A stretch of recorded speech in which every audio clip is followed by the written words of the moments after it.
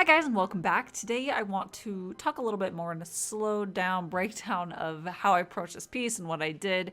It's been a little while, I think, since I've really focused just on each step that I took while I was working on a watercolor piece like this.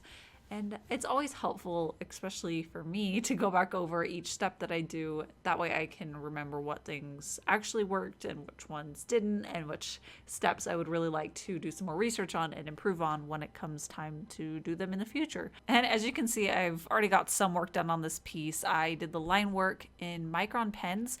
The foreground character, Anubis, I knew that he would be really dark in this piece, so I wanted to go with just the black Micron. That way the line work would hopefully have some strength behind it. And then the background elements, these two figures that I wanted to be very ghost-like, I chose to do them in more of a red Micron so that they would be a lot lighter. And the thing that I had in my head and in my color comps is that they would be almost like a pattern within the background. They wouldn't have a lot of contrast and overall would read as one layer, and then he would be in front of that. So I wanted them to be like this subtle second read almost. So I did red line work for them and black for Anubis, and I just used my light box to transfer this over. I actually inked right on with the light box and everything.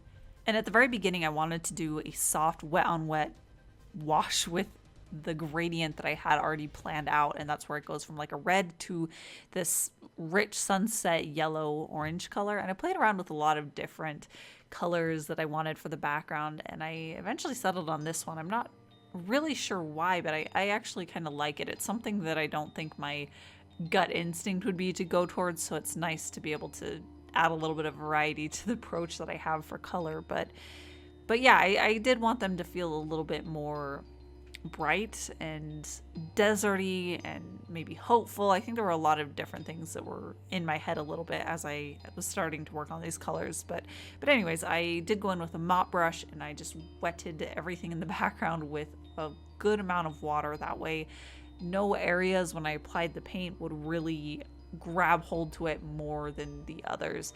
And that actually is a really good technique if you're not 100% sure on how you want the colors to lay within the layer of the paper, where some paints, and you've probably noticed this, once you put it down it like stains. It's permanent. Even if you try lifting methods where you can re-wet it and lift it up, or if you try to blend in more colors, it just instantly sinks into the paper. And I've had this happen a lot when I'm working right on paper with a wet on dry technique.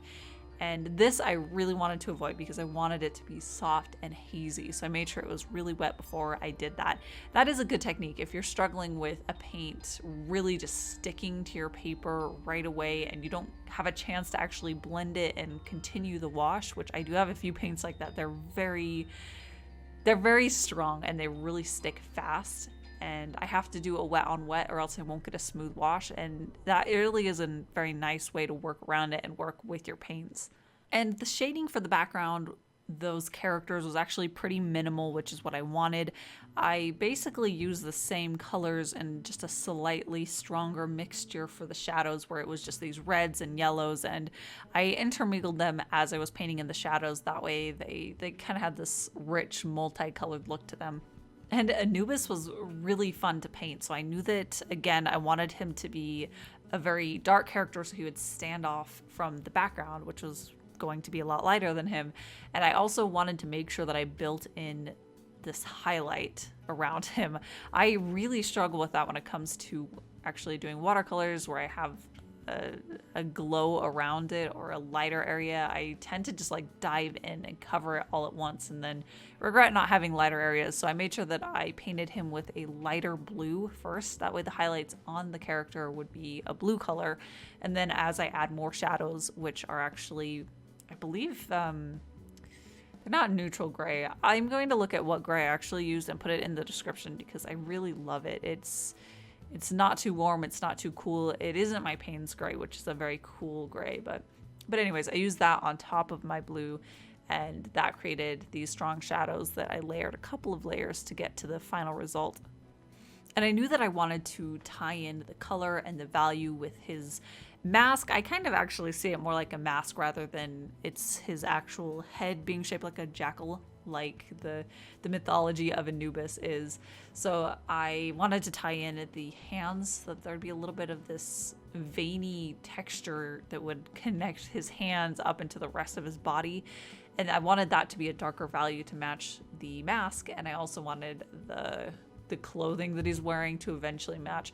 I go through a few different steps to get there, where at first I try it to be, I think I actually do go gray first, and then I add some color, and then I take color away by adding another gray layer on top that darkens it and brings it all back down. And the end result is definitely my preferred method, but since I knew that it would end up dark and gray, probably, it allowed me to experiment with a few different options without it getting muddy, which I think is really important. You need to think about what the end value is and all the colors that you're mixing in. If you want to try something out and it's just the complete opposite of where it might end up, then it will end up really muddy. But this, since I knew it was probably going to be gray, if whatever color I worked beforehand didn't work, it would all just end up blending together. It would all look great, which is fine.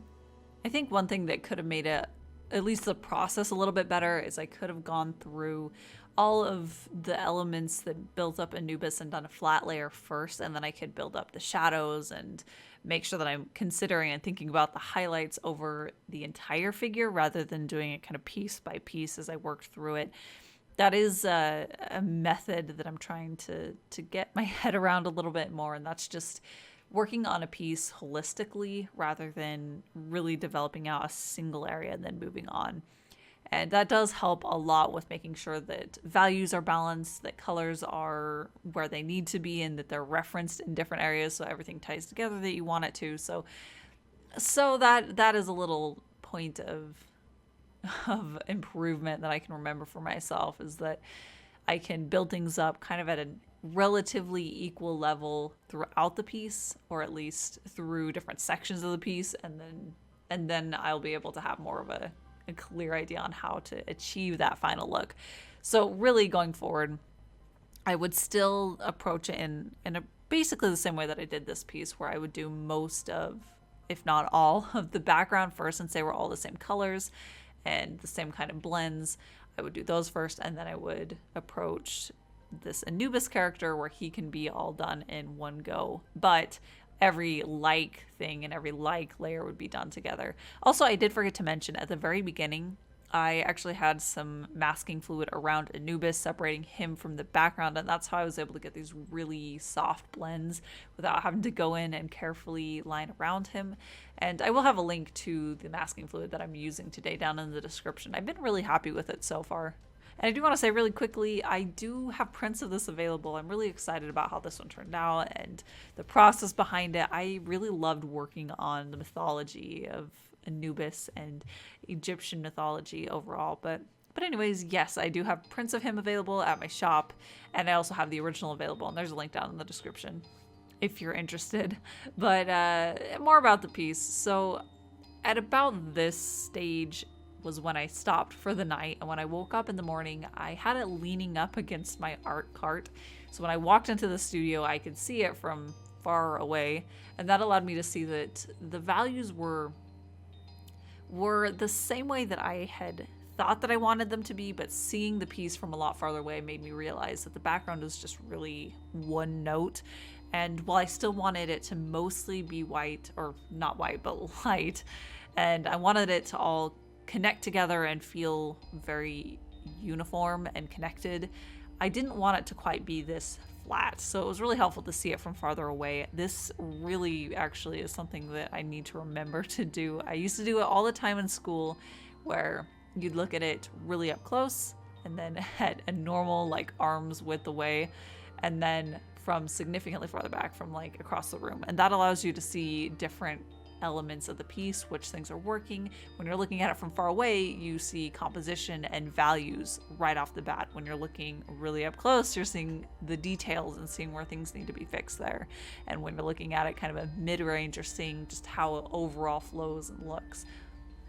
So to combat that one note look for the background, I just went in with a slightly darker yellow orange wash in between the figure and their hair, just so that it has a little bit of a second layer. There would be the characters and then the background behind them.